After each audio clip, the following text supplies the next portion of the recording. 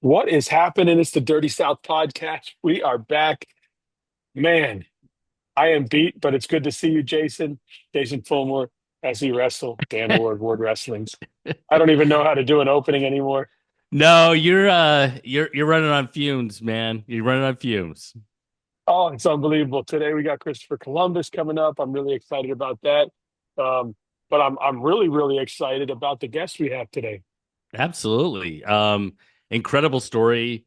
Great coach, wrestled up in North Carolina, both at, high school and then also in college and everything else. But his story, which we'll get to, I don't want to like give it Yeah, away yeah, now, yeah. We'll bring him is in. is just really utterly amazing. And yeah, it's pretty cool. It was awesome that you were able to get in touch with him and get him on to come on and stuff. Yeah, let's bring him on. And I feel like announcing him like well, let's admit him. Remember, well, first of all, we'll admit him in here. Here he comes, Senor Ryan Blackwell, well trained. But I feel like remember when the Bulls used to play and they'd be like, from North Carolina, number What's up? 23. So from What's North up, Coach Carolina, Blackwell? How are you? Ryan Good. Blackwell. Me. What's up? What's up, man? Can you hear us? Yeah, I can hear you. Hear me? Yeah, yeah, Yeah, yeah. yeah. We're good. It's Good to We're go. awesome. good. Well, there he is. For those of you who don't know, Ryan Blackwell, he's got well trained up there in Gulf Breeze. Man, wonderful story, wonderful dude, but wrestled his whole youth career in North Carolina and his college career in North Carolina over at UNC Pembroke. I believe he won state titles in '09 and 10. So remind me if I'm incorrect. No, you're right. You're right. All So right. how do we say the school? Is it Croatan? Is that Croatan. Croatan? All Yeah, yeah. right. I knew I was going to slaughter that Croatan. I've paid attention to North Carolina a little bit, and with SC Wrestle and everything else, but and they've always got a really good team, tough team, and everything else. Um, how was it wrestling in North Carolina and then going to Pembroke and then obviously going into the Navy? We'll get to that story in a minute. But how growing Yeah. up. Yeah, no, it's good. So like started wrestling when I was like 10 and my dad wrestled for the Navy and everything and come from a military family and whatnot. So that kind of like drove me to the military later. But as far as like wrestling was going, I wrestled for Dave Perry and Jerry Meany and my dad was my high school coach as well. So I wrestled in high school. State qualifier as a freshman and took fourth as a sophomore, then won it my junior and senior year. And my junior year at the time in North Carolina, 1A, 2A were together. And so it was like a 2A, then 3A, then 4A. So I was a 2A school. So in '09 it was a 1A, 2A state title. And then in 2010, and that was the last year they had it at Winston-Salem at the Lawrence Stroll Memorial Coliseum, where like Wake Forest plays basketball. So it was pretty cool to like be kind of two capstone state tournaments for me and two different venues, you know what I mean? So like Hmm. first state title was like the old school North Carolina State tournament in Winston-Salem. So it was like Parkland High School when they came out of the tunnel for Parade of Champions. Just like, it was a little bit like less rules, more laxed on it. And then the following year they made it 1A its own, 2A its own, 3A, 4A, right? So and they moved it to Greensboro. And then so it was kind of a different atmosphere, but that one was pretty cool too. But I guess like the first one, you'll never like can get back that first time feeling, right? So it was kind of like that one definitely left its impression. The second one was just kind of getting the job done, and I had broke my wrist at Fargo that summer Oh, going is that right? yeah, going into my senior year, and so I needed to get wrist surgery, and then I would have had to miss like some of my high school career. And I was like, wanting to wrestle in college and stuff like that. So I was talking to a few schools, and I was like, you know what? I'm just gonna wrestle this season. I'll just wrestle. I'll do the beginning. If I got to sit out like kind of Christmas break, I'll do that, and I'll come back postseason. And so we did it. We just taped my wrist up, and I got home from Fargo. Didn't get to compete out there. I was actually rolling with Daniel Ownby, the coach at Montevello now. So me Hmm. and him go way back. So like we were Fargo teammates, college teammates. You know what I mean? So we Yeah. we got we got a lineage So, between so, us. so you wrapped up a broken wrist and wrestled your senior year? Yeah, my senior year. So I was like, I guess it was my right arm too. So it's always been Uh, riddled. But yeah, so we wrapped it up, and then By the way, that's not the toughest thing he's done in his life. By the way, is just wrestle with a broken wrist. no, I guess no, I mean it was kind of like Yeah. That my that looks like such a small thing in comparison now when we know your life. right. I mean, so it wasn't like your big bones. Like, so your wrist has a bunch of little bones, right? So it's like my scaphoid, which is the bone that connects like the top and bottom rows of the bones, the little bones in your wrist or whatnot. It's a little anatomy there. But so that's the bone that broke, and so I could still function. I just didn't have range of motion or much grip strength in my right hand, and just throbbing or whatever. So yeah, tape it up, come back and wrestle postseason, get the job done and then get surgery right after that. And then so like Pembroke was always showing me love through the whole process, and even like when I was like they knew kind of my situation, and they were still I mean it was cool. I like the staff there. Coach Jamie Gibbs, he's at Baldwin Wallace now. He's the one who recruited me to come in, and then there's another like cool opportunity because I had him as a head coach and OT Johnson, and Mhm. so. As I graduated, got the wrist surgery, came in on a redshirt year at UNCP. So I did all my physical therapy there at the university. So it kind of actually like worked out really well.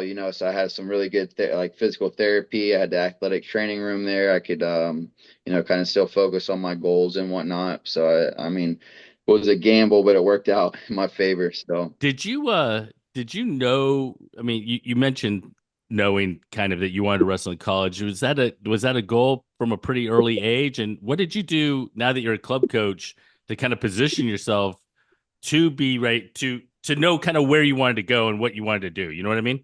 Yeah, so kind of like I didn't really think like so I did a project in college while I was wrestling in my facilities and designs class, and it was like design a fitness facility, and then like we had to map out everything from the flooring to the pricing for all this stuff, and it was like a project we had to do for one of our classes. So build a brand, like a logo, like a catch slogan, like all this stuff. It was just all part of this facilities and designs class, right? So um I never thought like this that I would be living what I'm living today, present day, right? So like whenever I graduated college, I enlisted into the Navy, and even though I had my bachelor's degree, I went enlisted because I want to go to a special program, and a lot of college wrestlers do that to go to special programs or go enlisted. So I did that, and that was like kind of my goal. I was going to do 20 years of service, and then retire and just kind of live my life.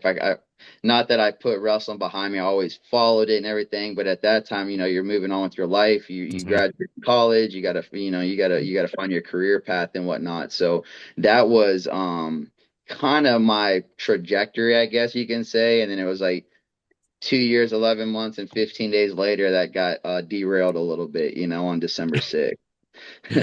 Yeah, you knew it down to the day, of course, right? Yeah, just and we're coming on the 5th year anniversary of um that dreadful day. But you know what? 27 minutes that just changed your life, right?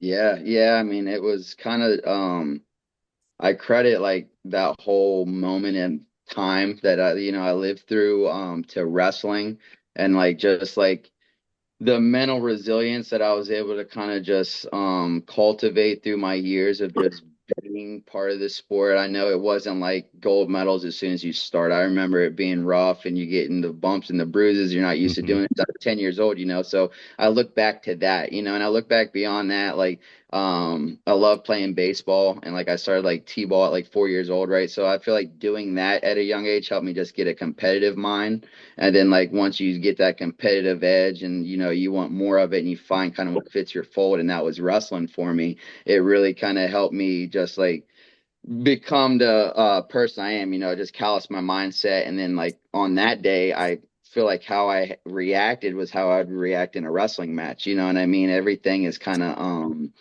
there's not a second guess. Like when you commit, you got to commit. And that was kind of Yeah. like every that was made that day, like whenever, whatever the case may be, where we'll talk about. Yeah, so I wanted to ask you, like, for the people who don't know your story and don't know kind of the setting of what happened, you're at the Naval Air Station in Pensacola, right? And kind of just give us an overview of kind of what happened, and then we'll kind of ask some more Yeah, detailed questions, just Yeah. for the people who don't know. For sure. So, I was working in called the International Military Training Office, and so like the objective of and where I was at too at NAS, so that's like a precursor for flight school, and we work with like NATO countries, right? And then we work with like Saudi and we teach them how to fly planes essentially, and part of that program is they got to come through our office, they got to check in, then it's an academic portion of the program, and I know things have changed now since I've been in there, but at that time it was like, so it's designed to weed people out, right? Like if you can't pass academic, you're not getting up in the sky. And so that was kind of like the international office to that program. So I was working in there on that. And then so that I guess how you get around the Saudis, right? How are the Saudis here, whatnot, in Saudi Right. Arabia. And that day we had a Saudi flight student who entered the building. He killed three service members, wounded eight others, and I was one of the eight that he had wounded. I had been shot six times during the altercation, and the SWAT team had come in and had killed him.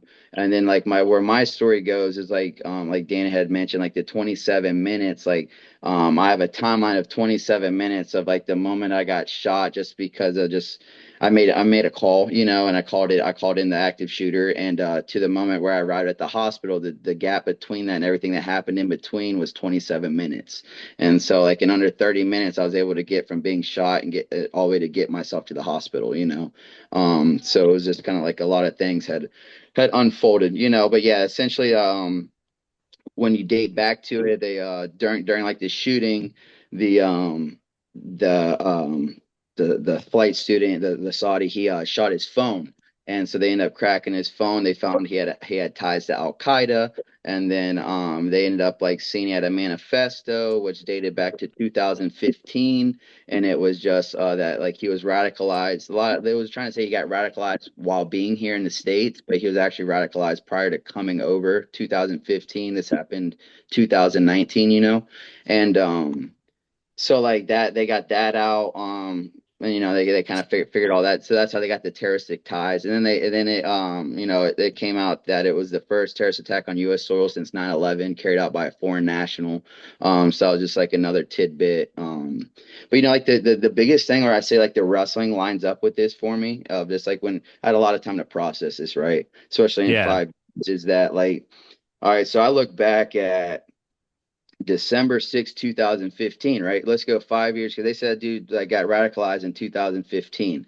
So I was thinking I got shot in December 6th of 2019. So if I'm like, where was I at in the world on December 6th, 2015, while this guy was getting radicalized? I don't know if it happened on that day, but we're just going to pick that day. Sure.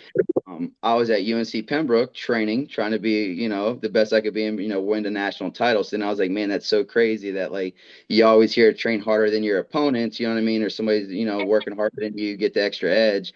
And then when I just lined life up with it, I was like, man, all that training I did in college and goals that I had that I may not have accomplished, but I still put the workload in to accomplish. And sometimes things in life just don't happen. You know what I mean? Like you can just like try as hard as you want. It just doesn't happen. Or maybe in five other universes it did happen. Like who knows? But the way this story went is like things that I had planned for myself, goals in college, didn't happen. But when I look 5 years later, it did happen because all that hard work had built me to be so resilient. So when I got shot on December 6th, I tapped back into all that mindset, all that college wrestling training, all them days where I was so damn sore I didn't want to walk up the steps, like all the weight cutting, like, you know what I mean? All the fun Yeah. stuff that you ever want to have again. You know what I mean? It just really, um, it was just kind of like made it a full circle moment when I started like kind of just processing everything that had happened. Right. Mhm. But I mean,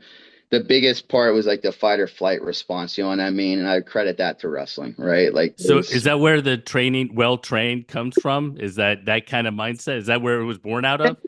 yeah. So I guess, it's kind of like a play on words. It's like Blackwell train, but then like when I'm thinking about like my recovery, right? And I'm like, Hmm.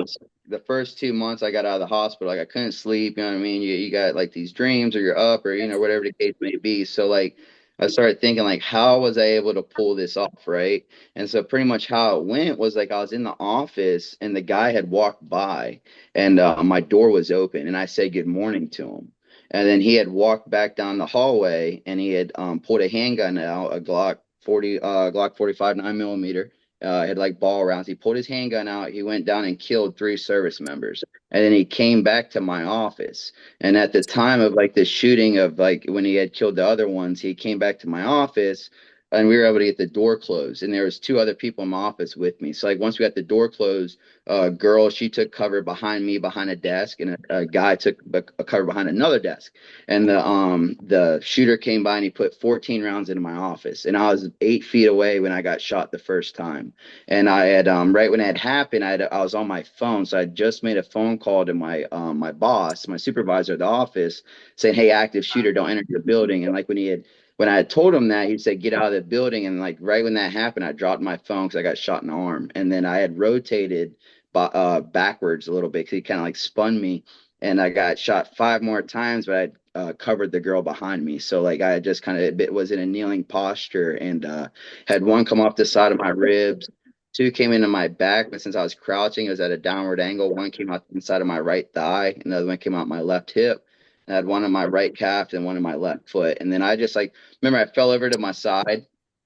I'm like holding my head. So I'm just thinking like don't get shot in the head. And I only thought I Yeah. got shot twice. I didn't think I got that many because it happened so fast. And I started to fade a little bit. And then all of a sudden, like my phone is still on the call. And I don't know how I heard it, but it was just saying Blackwell, Blackwell, you still there. And then like at that moment, like when I'm like kind of drifting between like our world and what's next, it was like I don't know. For some reason, I just felt like I was like in a wrestling match. You know what I mean? Like someone saying like Blackwell, you got to get up. You know what I mean? Like you got to get Hmm. up. Like I was on bottom or something. It's just like it's so crazy. Like that's where my mind Yeah. went. But I like end up crawling to my phone. I was like, I just did a visual and I saw the girl had gotten hit in the leg. So one came out of my thigh, hit her leg. The other guy next to me, he had a broken leg. I didn't know it was broke, but I know his whole side was shot up and he was still alive too. And then I looked at the door and the shooter wasn't there. So like I did all that. I'm on the phone. I just like, sir, we've all been hit. I'm gonna get us out of here. I'll call you back. And I just like threw my phone in my pocket and I just like jumped up and I ran to the back window. And at the time, I like my right arm was paralyzed, like it hit my median nerves, like it just lost all function. So I like ran to the back window, I unlocked the top of it, and then there was like an AC unit positioned like in the window, and I just like Hmm. I just ripped it out, and then the whole window slid down. And then I was just like with my back to the door where we just got shot, and I'm trying to get this window open. I can't get it open because it's a little lip, and I just start like yelling at the other two to get up, to help me with the window because I thought I was gonna get shot again. And then we get the window up, and we all dive out the window, and then so we land in the bushes outside, and then like the girl she saw. I don't know. She ran to like the chapel. She ran a different way than we did. I just saw like 3 dudes like 100 yards in front of me, and so I like threw the dude's arm around my shoulder, like with his broken leg, and then I just threw my arm on my head, and we just ran like as fast as we could for 100 yards, pretty much. And then got into another building, and then when we got in there, like the kid just like dropped on the floor, and then so it was like think of like a gas station, hot food, whatever. Like it was like a little service place where you can get lunch and stuff, and so there was a bunch of kitchen staff in there when we got in. And I just remember the kid hit the floor. I told him I was like, "Yo, get some rags and help pressure his wounds." I was like, "We got to get him some help." And then I was like, "I got to catch my breath." Then I was like, "Let me call my wife real quick." And then I was just telling her like that was like my goodbye. Like I just want to tell like I loved her and everything like that. And I just told her like I just had been shot. I was in pretty bad shape, but I'd call her back. I was just getting to let me get I was like, let me get to the hospital and I'll call you back. I was like, I'm trying to get to the hospital. And then like that was pretty much it. And then I like started walking through this building and I called my captain back and I was like, sir, like I need a ride. I was like, we're in bad shape. I was like, we need a ride. And he was like, all right, I'm already on base. I'm coming around. I'll be there. And like as we're like trying to like navigate to find the back door of this building, like I lost all my vision. And it was like almost like when you're cutting weight and you stand up too quick or whatever, you're like super lightheaded. That's like the exact feeling that happened. It was like I was just like completely spaced out. So I like sat down and I just started like breathing, trying to get oxygen back in my body. And then I was losing a lot of blood. And I just remembered I had a belt on. So I made a tourniquet out of the belt on my arm. I just like yanked it as hard as I could because I thought I got hit in my arm and my leg. And At this point in time, you only still think you've been shot twice? twice. That's it. I only thought it was my arm and my leg, and then so like I'm fading out, and like I'm like you know what I mean. I'm aware that I'm conscious, but like I like I'm just, like it's starting to shrink on me, and so like when I sat down and I kicked my feet, I'm gonna start like breathing. I could start to see again, And I just remember like I saw my bootlaces. I thought about cutting my bootlaces out to make a tourniquet, and then I was like, "No, I got a belt on." And then I was just like, had the staff help me get my belt off, made a tourniquet on my arm with my belt because I thought, all right, that's the problem right now, can't do nothing about my leg. And then we got to the back door. We got out. We put the kid in the back seat of the car. I got to the front, drove all the way up to the front of the base, and we get up to the front. It's just like stopped, and they're just telling us like 20 minutes to get an ambulance right to the hospital because it's so jam packed. Because it's like it's morning, like everybody's trying to get on base for work. It's like everybody's at base, so like it's 10 minutes to get there, and then 10 minutes to get back. So it's like 20 minutes to get help, and we're sitting there, and then like my captain was like, I'm gonna take him. Like we just rolled up in the truck, like I'm gonna take him. And they're like, hold up. So he gets out. So then I got out of the truck, and then the kid in the back seat, we got him out. And we put him in the bed of the truck, and then the sheriff's department came over and started working on him. And then I was walking around. I was like telling the cops, I was like, yo, I need a ride. I was like, I need a ride now. Or like this ain't gonna be good. And this cop came up to me and he said, "You're not gonna die on my watch. Get in the back of my cruiser." That's what he told me. And so like I walked to his car, opened the door, and then like sitting in the back is another cop that had been shot in his leg, and it's just like bleeding in the back of this car. And so like I get in there and I just like put my left elbow like boom right in his leg, and I just plugged his leg up. And I'm laying on his leg the whole way, and he's pulling on my belt. And I told him, I was like, "I'll help you, you help me," and we did it the whole way to the hospital. And yeah, I just feel like I don't know, like it just things happen, and every move it just seemed like was the right move that day because like I contemplated sitting there not leaving that office. But then I knew like once I was out that window, like it's game on, like I'm on the clock, like I gotta get moving. And so like Yeah.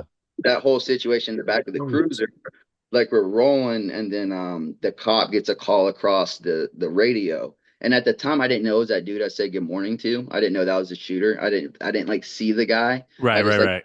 so fast. And then the dude says we got him. That's what it comes across the radio. We got him. And then like it just dawned on me, just like the belt thing with the tourniquet.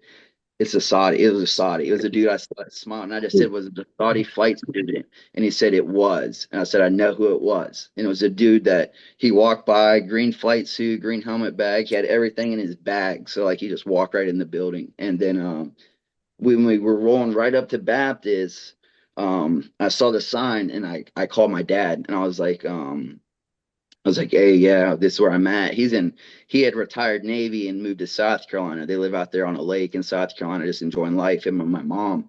And I call him up, and I'm like, "Hey," and my wife had already called him, so they already knew like the situation. They were heading south to me. And then he's just telling me like breathe and all this stuff. And I was like, "Yo, I'm good. I see Baptist. I'm about to pull in right now." And I was like, I'll call you back." And I hung up the phone. So like I made all these calls, and it logged my whole freaking journey. And I didn't even think about that when I was doing it, but I was like calling for help. Like when I called my wife, I called the shooting in, I called my dad right before I rolled in. And then like when we rolled into the hospital, and so like the first call was at 6:46. And then when I arrived at Baptist was 7:13. So that was like the 27-minute duration. And then Mhm. we rolled up to Baptist. They had just had a shift change. So it worked out that they had double doctors and double nurses, and they were all just like staged up waiting for us. And so me and that other cop were the first ones to arrive to the hospital. And so like I just remember as soon as we got there, I opened the door and I got out and I walked right into the hospital.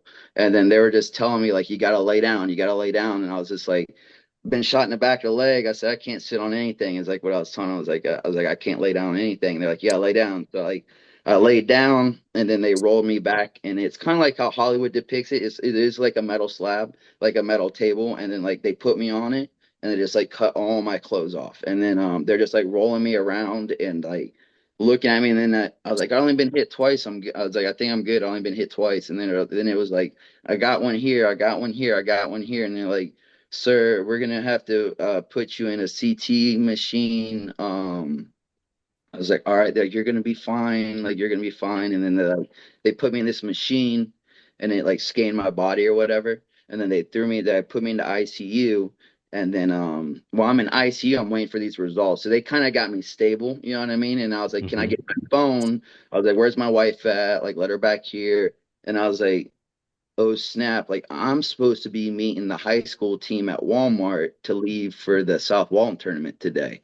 And then, and so and I was like, oh snap. So like I called my buddy Austin while I was in ICU, and I was like, hey, at Golf Breeze at the time, I was just a volunteer, like helping out and stuff. This is Sure. like me just getting my feet into wrestling in Florida and 2019. And so like I was like, dude, I got shot at work. I'm not gonna be able to make it. And then he's like, what, whatever. And I was like, yeah. And then next thing I know, me and my wife are sitting there, and then the surgeon comes in and the chaplain, and they just tell me, we're gonna have to have emergency surgery. The bullets ricocheted through your body. They severed your intestines. You're leaking on the inside.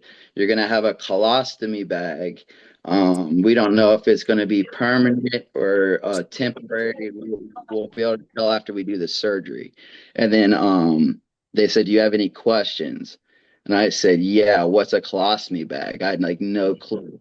And then they had told me like we're gonna divert your large intestine out of your stomach, and that's gonna be how you go to the bathroom, essentially, until everything heals up inside. Then we'll try to reconnect it all back together, and then like you know what I mean. Then you'll be Yeah. normal, like whatever. So they said a prayer, and then like we rolled into the surgery and came out, colostomy bag.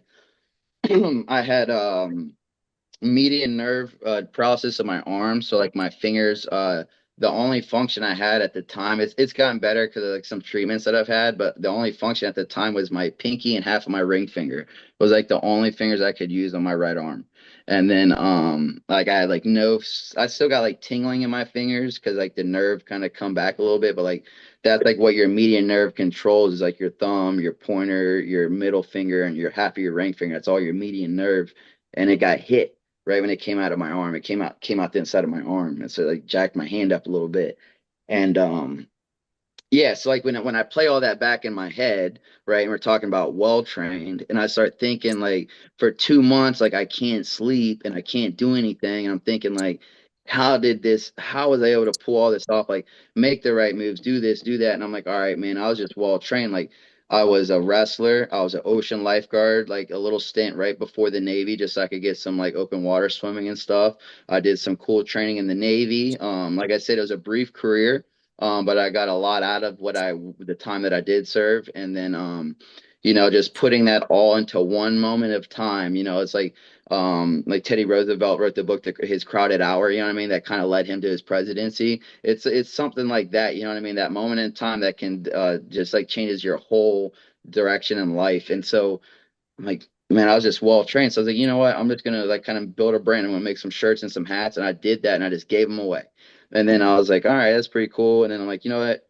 My buddy from college is a football player. He's really good. He makes like beats and stuff, and he's like he's a producer, like he for like people that like rap and do whatever. And he makes beats, but he's also designs websites. And so I called him up. I was like, I don't want you to do it. I just want to know how to do it. I was like, teach me, like, tell me what I got to do to design a website. And then he kind of gave me the P's and Q's. And so, like, that's what I did all night. Like, I'm up all night. I might sleep and I was in a medical chair, so I couldn't really walk too much. Like, I walked out of that hospital because I made it a point when I got checked out to walk out, but it wasn't like I'm walking far. You know what I mean? Like, it took me a Hmm. minute to walk out of it. But so, like, I'm kind of still sidetracked at home with the home therapy and all this stuff, and just start making that website.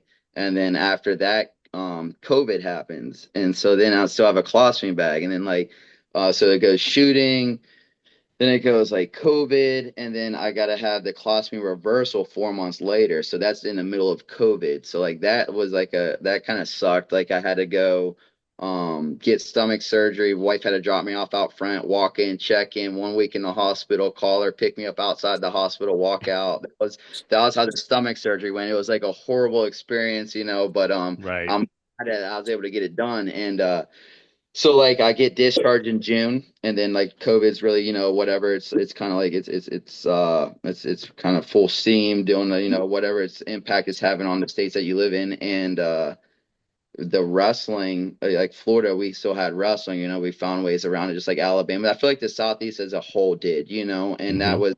that's how I feel like I was able to really kind of, um, this next chapter with Walter. And I really feel like as much as it was a negative thing with COVID, like, that I was able to help create, like, we started the gym on the 1 year anniversary of the shooting, because like we were practicing at the school, couldn't practice at the youth club at the school, so we started just like branded well train. I was like, all right, I just got retired, I can go full time with this, and then Hmm. don't know like about business. I know a lot about wrestling, and a lot about like my degree is exercise and sports science, so like I'll tap back into that a little bit and just ask questions. And so then now like this is the first year on the scene with Well Train. We opened the gym and so I was like, all right, let's just get some exposure. So we get in with the Alabama and we start wrestling their youth series. And then I was able to link up with Shad Rissler, who was like a really cool influence at an early start with what we have to kind of just help give me some direction and what's successful for them. And Warrior is like when it was Warrior and all that before Stronghold, like, Right. what they're doing and just kind of like, being a student of the sport himself and just giving me some tips. And then like, it was like really cool. Like when I went out to Tulsa the first year, I ran into Sammy Roundtree, and I didn't know like I said, I was in the military, so I North didn't know. Carolina guy. Yeah, well, North Carolina guy, we came from the same region, you know what I Right. mean? In high school, so we were out of the same region and everything. He's older than me, of course, but so like shout out to Sammy for sure, because seeing him and they're just like balling out and just like crushing, I thought that was like so cool to like be able to like I'm like in a different facet of my life, but then I still like it's like it felt like something from my hometown in a sense. It's just another North Carolina native. They're doing like great things, and it's like it was like just cool because I started meeting like different influential people, and I start to kind of have you know what I mean? You want to see people doing things, right? And then you get a Mhm. visual of it, right? And it's just like, and then you work hard and nothing's handed to you. You guys still put the effort in, there's no shortcut in that, but just to have like, being in the Southeast, I think is really, really cool and building these relationships like Louisiana, for example, um, doing You all know that. So what I was going to tell you, Jason, is to kind of rewind. If he took me to the naval base when I was up there, and his office door still has one of the bullet holes in it. So what Is that happened right? was it went through the glass, so they changed the glass, but there was a bullet that went through the wood part of the door. So when you go to there, they didn't change the door. The door still has the bullet hole in there, uh, which is crazy. Another thing that's nuts is when you go upstairs, the sailors that were killed are there, and when you sit there with Ryan and he looks at that, it's kind of a surreal moment for him because that was almost him, right? And then Yeah. what another crazy story that he told me was every morning hundreds and hundreds of sailors come into that building and they have their morning meeting inside a like an auditorium hall. And if this guy would have been like 10 minutes later, it could have been absolute disaster. It was so close because he showed up prior to that meeting. So Wow. it's little stories were insane. Another thing that I remember him telling me is he got to the chow hall and the guy tried to keep him there. And he was like, no way, there's no way. I got to get to the front gate. And the guy's like, no, you've been shot. He's like, no way, I'm trying to get out of here. And he called his captain. But it's crazy the mindset of, no, I just got to keep going. And that was some of the moments that he told me that were pretty wild. And I have some pictures and videos. I think you guys saw me going through some Yeah, you were, pictures yeah, you pulled him while up. while he was talking of him Yeah. laying in the hospital bed. There's some cool pictures with Rick Scott, and there's some stuff that I have of him going through the rehabilitation. Uh, I have little videos from the news, so maybe I can share all that with the public. Um, and I put together a little reel for him. But yeah, that whole story, and I know we want to move past that part, but it's just little moments. I remember going with him over to the air base and him showing me the process of how it went down, and it was just insane because uh, when he told me 27 minutes, after he told me the story, I was like, okay, so this was like a few hour time limit, right? He's like, no, 27 minutes, which is insane to me because you just heard him tell the story. It feels like this thing probably happened at 8 in the morning and he didn't get to the hospital till 2, right?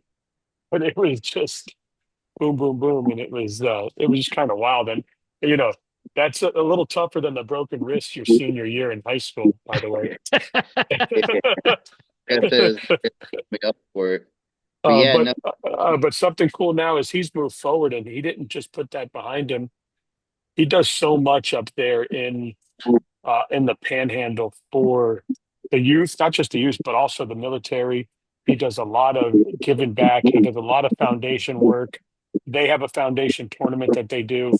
Um, so he didn't just get shot and kind of go away, right? Like every day he lived his life giving back to the Navy, to the military, to the kids, to the youth up there. And it's pretty cool. And you've seen that community come together and give back to him as well. It's pretty wild. A few years ago, they came and they gave him a van when he started his business, and the community came together and they donated him a van. And it's a funny story he told me. He's like, "Yeah, my buddies are calling me, telling me I'm lucky," and I'm like, "Lucky? I got shot 6 times. I'd rather you have the van, right? This was not lucky to me, but just funny stuff like that. But that whole community up there is incredible, and then of course Bird showed up, and him and Bird have just built something special up there. So, Coach, one of the things I think that kind of sticks with me through your story, um, is this idea that I mean, and I know you've related it back to wrestling, and it's one of the things that we kind of in our community really think about, and that is moving forward, always moving forward, trying to continue and during that 27 minutes, move forward, get to the next thing, get to whatever the thing was. Was that was that something that you really were kind of thinking about, or like you said, it was just really instinctual that you were kind of just doing it? yeah, I feel like like when all that stuff was happening, it was like the fight or flight, and it just kind of fight, flight or freeze. You know what I mean? I guess like in the fight mode, like it doesn't have to be like throwing hands or this as much you want to do it or whatever, right? It was like also like that to the quick response and like to being able to think under pressure and still perform. You know what I mean? And like the only thing that I know in my life that runs parallels with that is wrestling. You know what I mean? Like Right. there's some like high stress situations where you still need to keep your composure and you know what I mean? Maybe you're down or whatever the case may be, you know, like the girl always going forward thing. And then like the military, right? That's another really good one too. Like a lot of Mhm. that training I went through with that, right? It's kind of like ran a lot of parallels. That's why you have a lot of wrestlers are successful when they go special programs and stuff like that. Right. But yeah, I feel like that's kind of just always been like a motto, you know what I mean? And like I don't know, I feel like when you do good things in the world, like good things will reciprocate back too. You know what I mean? That's part of moving forward. Even if it's bad, you know what I mean? You still got to move forward through it. Like that whole situation, like and then like getting to the gym now and like just keeping that like my montage was beat yesterday, so it's kind of like move forward. You know what I mean? Keep moving forward, like beat yesterday, and Well, and honestly, that whole idea really probably played a huge role in the after the 27 minutes. The rehab, the you described COVID and trying all those things, working on the website, so on and so forth.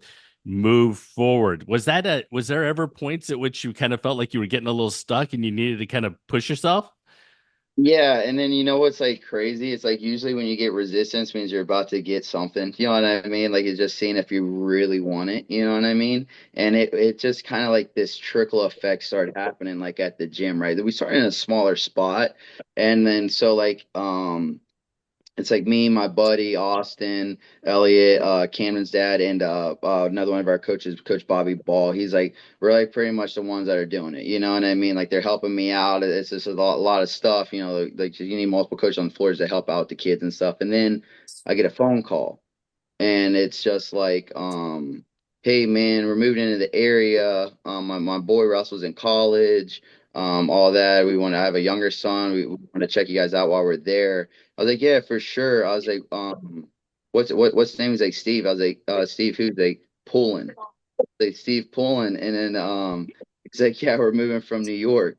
And so they moved down. So then all of a sudden you get like you get Steve-O up in the room when he comes to visit mom and dad, right? So now all of a sudden it's like, man, that's a magnet, you know what I mean? And now like we got Colson wrestling, Colson and Kobe, they're wrestling at Life, right? So when they come back, Right. got some of those guys in. We got Dustin Bourne from Loris. They moved from Iowa down to our way. So when he comes back, he's all American for them, D3. So when they come back, he trained with us all summer. You know, Savannah Witt, she just wrestled who's number Hmm. one. She comes down to us like usually a week after Fargo every year. Like she'll come down to the beach and vacation and come train with us a couple days. And she's been doing that since eighth grade. So we know her pretty well. And then you know what I mean? It started attracting stuff like that. And then all of a sudden it's like um we get a call like guys moving into town and his name's Jim Bird and you know what I mean he's real deal and he needed help unloading his moving truck. And so I'd never met Coach Bird in my life. I got a little side story. When I was at the Citadel camp back in high school, Osceola did show up and they kind of like ran house there, you know what I mean? So that was my Osceola, thought of when I think Osceola, I just remember those blonde haired kids that showed up to camp. So like Coach Bird shows up and we just invite him to come over to Wall Training, come check it out and hang out with the kids, stuff like that. And it's just one of them things like it's hard to keep people away from what they love, right? And then, he just, he calls it paradise out here, like it's a bubble. And I mean, he's been a really great influence because, like, when with Coach Bird, you get connected. Now you got Javi comes down. We Hmm. did the camp last summer. We're doing it again, June 6th through the 8th again this summer. Like with Javi and Coach Ward and all that, bringing them down to the beach. We just had Coach Mason come out not too long ago. Hmm. Omi Steady comes out, and he loves Olga's cooking, so like it's always a good enticement, and then like right before Coach Bird came, Kyle Snyder came out here and he did his first Snyder Wrestling Camp series out here in Gulf Breeze. That was his first camp. Um, so like that was pretty cool. So like all this stuff kind of started happening. So it makes you just feel like you're doing the right things. You're working hard. You're doing the right things. And it's just like it was nothing for me. What I feel like that whole thing, the biggest takeaway I had out of all of it was like my ego kind of left me. It wasn't about Ryan no more. It was like the things that Hmm. bothered me was like my legacy I was leaving, my impact I was creating, and the fact that I didn't have any kids yet. And so being able to do all that with wall training, now I have my daughter in the world and all that, it really makes it, my wife and everything, it makes everything kind of a full circle. So now giving back through the sport of wrestling is just paying homage to what really saved my life, you know what I mean? And I don't know, everybody views the world through a different lens, but that's kind of like how my lens is shaped, like and Absolutely. trying to bring these And opportunities I mean, to. not only was Kyle Snyder there, but I went up and took some pictures. I mean, I'm a little bit bigger than Kyle Snyder. I mean, come on, let's Hey, be honest. I mean, Kyle Snyder and me. I mean, let's be real no, here. No, cool. I'm just kidding. I'm just kidding. But well, what do you got planned for the 5-year anniversary?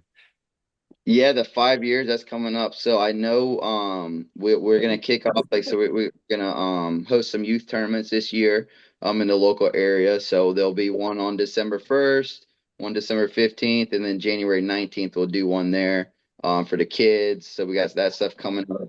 Around the anniversary time frame, I plan on, so 5 years ago that day I was supposed to be at South Walton hanging out with Travis Laxton and all those dudes Hmm. coaching the tournament. And so my plan is to be on time this year. You know what I mean? Because December 6th falls on a Friday.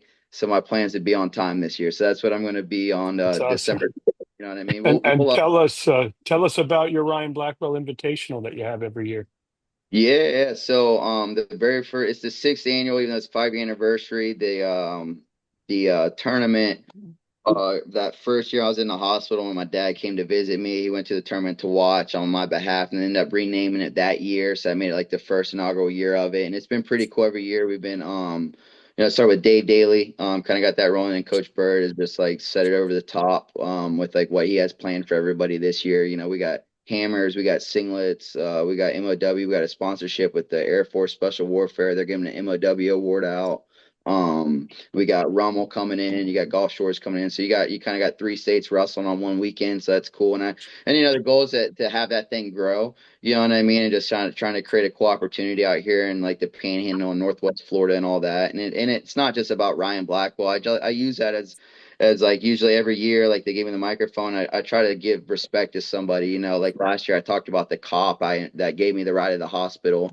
I invited him to the tournament, had him stand up in front of everybody. I told him how impactful he was, because he wasn't supposed to transport me. Part of their deal is they can't transport people that are wounded. You die in the back of the cruiser, they can be held liable. So they had to bend a little bit of rules to do that. Yeah. So that they weren't wanting to transport us at first. So him just willing to take that risk, you know what I mean? It's like every year try to do that. And then like obviously hooking up with Dan, like he's been a big influence as far as just even with the media stuff and all that. And it led me to you know what I mean? Building a relationship with you and stuff like that. And then Yeah. the goal is, like, have this event, every year out here and make it something special, have some good coverage, have good awards, treat the coaches right, feed them right, you know what I mean? Like you're at the beach, we got white sand. It's nice year around here for the most part, especially in December, you can still go sit on the beach.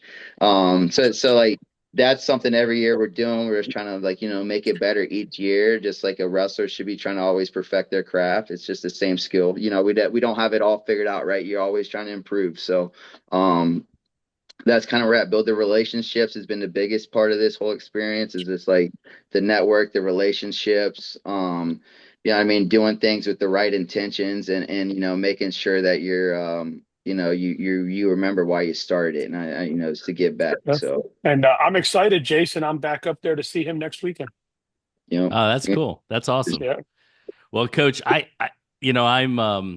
read your story, and I had heard stories, but actually getting to actually have this conversation and you getting to kind of describe it in such detail and the overlap of kind of well trained with that, the mentality of wrestling, and the role it played, obviously in the situation. I'm blown away. I really appreciate you coming on and sharing the story with us because that was so. I mean, it's not awesome, but it's a great story.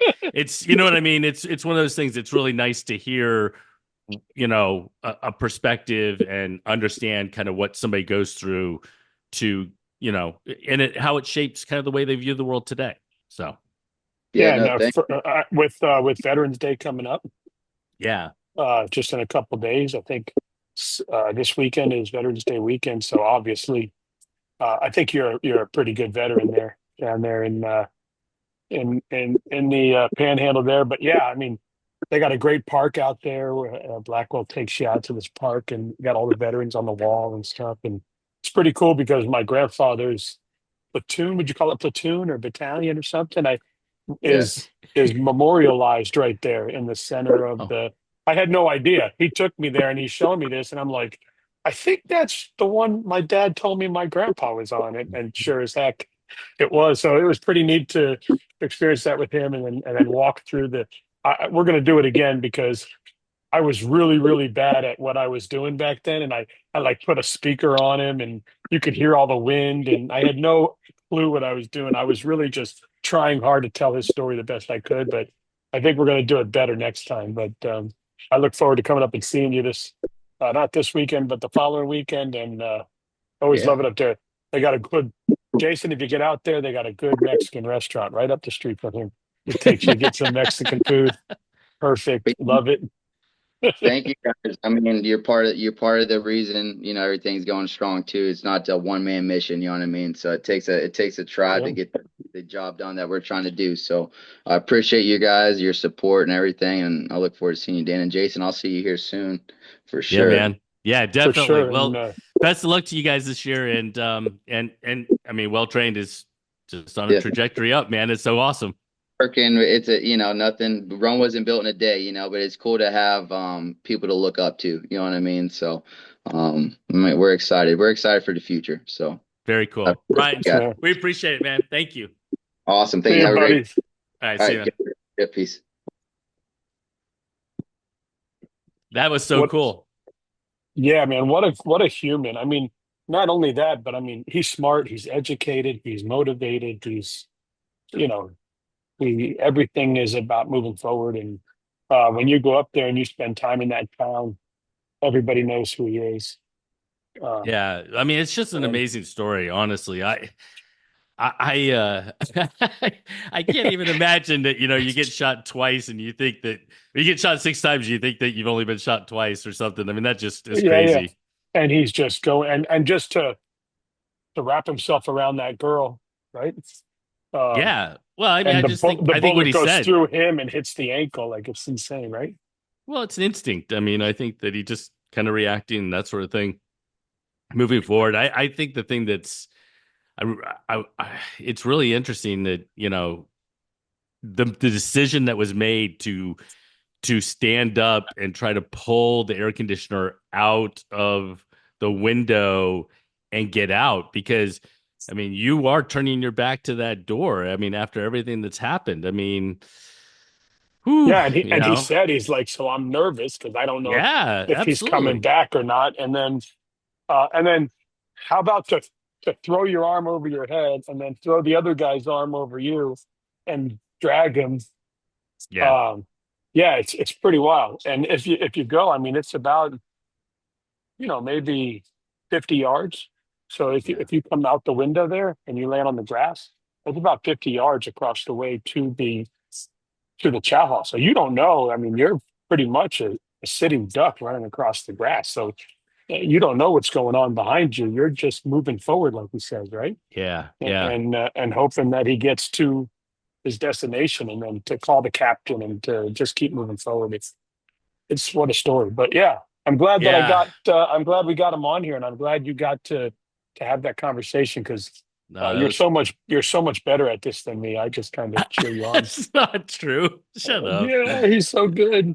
But That's you just yeah, but stop I'll it. see him next weekend. But man, I know we got some time left. I know wrestling season kicked off. I know the Yeah, first. man, it's been busy. You love it. You love to watch all the college stuff happening and everything else. Did Daniel get a match this past weekend, or were they off? Yeah, no, he was at the Pointer Open.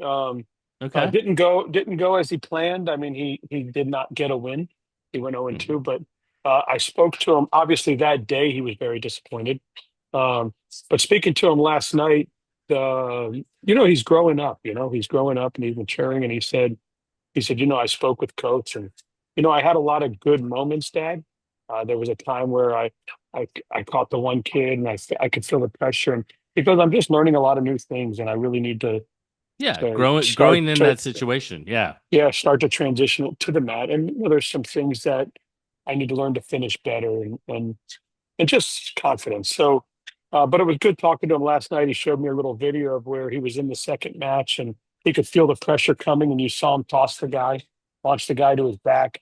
A little too late. He couldn't really, by that time. But yeah, I'm proud of him. He's doing well. But Well, I'll tell you, it was a busy weekend. There were Florida Southeast kids, kids, how about Southeast Southeast kids, kids totally in action. everywhere? Yes. Everywhere. I mean, a lot of them did really well. It's pretty cool for me. I know you've been doing this since '98, but for me, it's only been since COVID. So um, now I'm starting to see all those kids that I've covered Yeah. um, competing at the next level, and it's pretty cool. It's really cool. I mean, seeing Yeah. Claire Bowie out there and seeing different Yeah. kids out there doing Who their took thing, and second? Claire took second to a teammate, yes, I think. yeah, yeah. King has a couple of Florida girls on it that did well, and then Well, you, and you King go, is ranked number one in the NCAA yeah, women's yeah, preseason poll. you go out to Iowa. Val Solario got into the finals. I mean, you go Oh, I didn't to see Val's thing. Yeah. yeah, North Central. I mean, Chippy was Chippy won it again. Christian Chippy won it. Greenmont. Okay. On the girls' side, we had a South Dade girl. Wrestling for North She, Central. yeah, she might have had a hell of a weekend. But all over, you go up to Lindsey Wilson, and you go up to look. If I forgot about you, I'm sorry. But right off the top of my head, a lot of people out there. I just saw last night. I was taking pictures of one of the families, their daughter, and their uh, Tellez. Tellez had a great weekend over at St. Thomas. I heard St. from. Thomas, you took third. Yeah, I was talking to his sister last night as I was shooting Yeah. up Doral. So that You didn't know, one of sound the right, things that was, shooting up Doral. one of the things that was really cool was, So Campbell wrestled Wyoming in the like the rodeo area on USC Fight Pass. That was a lot of fun to watch.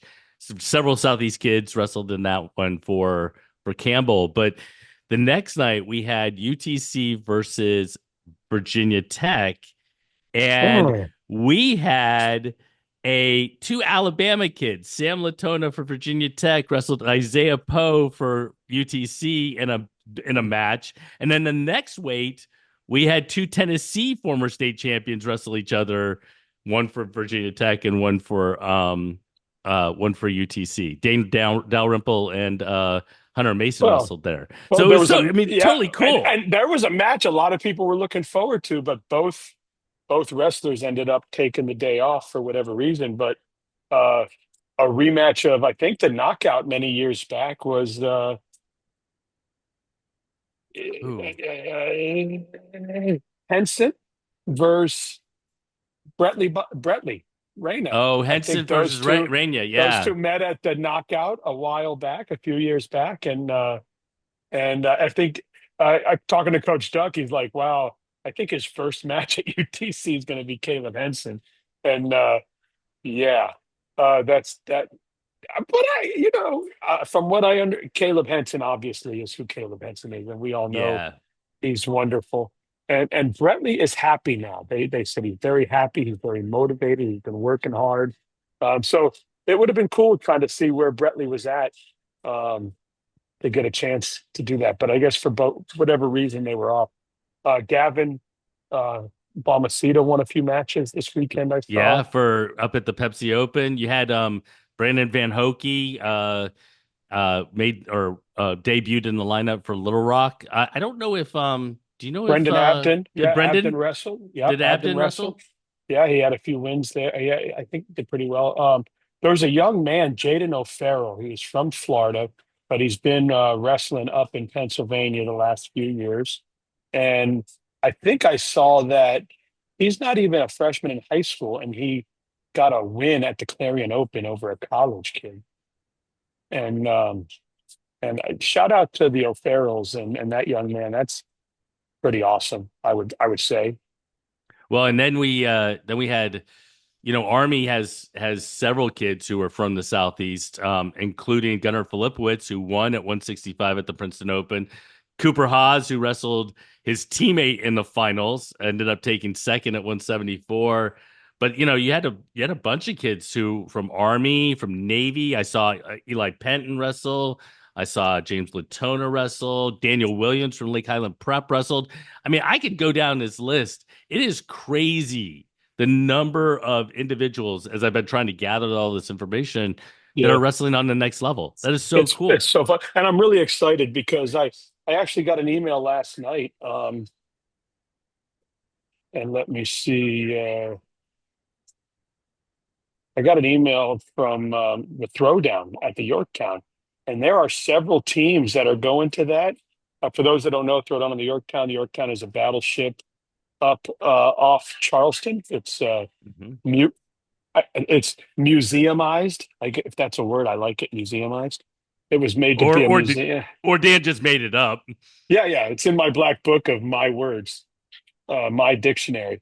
Um, but the teams that are going to be there, Lander has Florida kids on it. The Citadel has Florida kids on it. Army has Florida kids on it. PC women, Campbellsville women. So we're going to get to see, at least me. I'm excited to You go will up get to there see. I'll see it and on I'll see it on TV. and the Army and Citadel. So Army has started. So it's going to be pretty cool to go up there and obviously cover that. But my goal will obviously be to take pictures of our of our the Florida kids, and if there's some Southeast kids that I recognize, maybe you give Yeah, me a I'll list. have to send him some names to Yeah, watch. yeah, to watch, and it'll be cool to kind of get pictures of those and kind of promote them on the next level. So I'm really excited about that. Obviously, I've been on a today's my ninth day, nine straight media days. Tomorrow will be 10 straight media days. So I'm blessed for the opportunities. It is so much fun. and it is so tiring. But um, but it's great to get out to these kids and just to see their faces and to see how much fun they're having and to see how much they appreciate it. It's really super cool, the process. And one thing I said, I don't if you go back to when I during COVID, I got interviewed by the Agostino's sister, Jackie, who was at West Two News at the time. Now she's blown up and she's on the NFL now and she covers all that and she's awesome. But when she interviewed me, she's like, "What's one thing you want to do?" And I said, "When I get out of COVID, I would love to go out and visit these schools and these programs and just to say thank you and kind of meet them, right? Based on who I was interviewing. I never thought it would be this way, but but But it's I mean, it's a great way to do it. but it is so cool. I got to go to M80 and see Dez's program there. I was down at Concrete doing South State and Concrete and got to see their program there. And I mean, I so from I'll see Coral Shores, which is in the Florida Keys in December, and I'll be up at uh, Well trained. Well Trained Gulf Breeze, next yeah. weekend. So I'm getting to see the whole entire state and the wrestling landscape and it's crazy because there's such a huge variation of everything. I mean, uh, rooms that have wealth, rooms that don't have wealth, Yeah. kids that are, public schools to private schools, charter schools to other schools, women's programs growing. 2 seasons ago, I go to a school and maybe they have two girls. Now they have seven. Now they have eight, right? Or Yeah. um, you start to see that develop. And it's just pretty neat getting to meet the coaches and seeing the rooms where they train and seeing the difference. I mean, you go to Florida Christian and they're in an old house with pillars and it's pretty like it's pretty nostalgic and crappy at the same time. You know what I mean? Like it's yeah. I There's no understand offense. that. No, I'm not saying in a bad way to the No, coach. no, It's no, like no. It's it's one of those super things, cool. right? It would be like I would tell Right. people, man, go check out where Florida Christian wrestled. It's kind of Yeah, no. I mean, like, let's be honest. Like, yeah. you want a state of the art, Penn State type of, Yes. facility, No. But but it says wrestling so much. Like this little house yes, that they wrestle in says wrestling so much. that's so cool. Um, so where you go to a Doral Academy, they got a beautiful room. You go to Miami Palmetto, he's grown to a big room. Uh, you go to Southwest, and now he's got 2.5 mats or something. Um, Yeah. so just to see where programs are going to, and it's pretty neat. And these coaches, man, these coaches out there, they love these kids and they love these opportunities, and um, they're just such parents away from parents, right? And Yeah. Well, I mean, and they are really. I mean, yeah, it's insane. so you know what, guys? Thanks for joining us for our conversation with Ryan Blackwell. It was so awesome. You need to tune in next week because I believe Dan and I are talking with Brant Parsons and his release of the season preview, which should be a lot of fun too. Ooh. Yeah, I'm excited for that. Can't wait. Um, he puts a lot of work into that. I mean, He does. if you guys don't know, he probably started this 3 months ago, Oh, and I think he started the day after state tournament. yeah, and he continues to build it, and then he gets to a point where he's ready to release it. But there's many nights that he doesn't kiss his kids to bed. He's in that office doing, and he's got a whole football team, by the way, of kids in his house. So he has to go hide in the attic sometimes to get some peace and quiet. I'm sure because I only have two, and there's only one left. But the one that I have left, he doesn't talk much, so he's good. He goes to his room.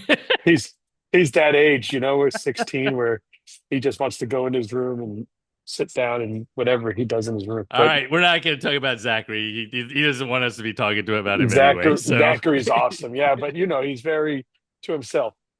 So it's pretty cool. All all right, right, man. Well, man. this was awesome. I'm glad I got to jump back on. I'm glad we were able to make time, and I'm glad we have Brian Blackwell because that guy. Absolutely. I mean, not just what he Great does in story. wrestling, but he's an American hero. I mean, let's be honest.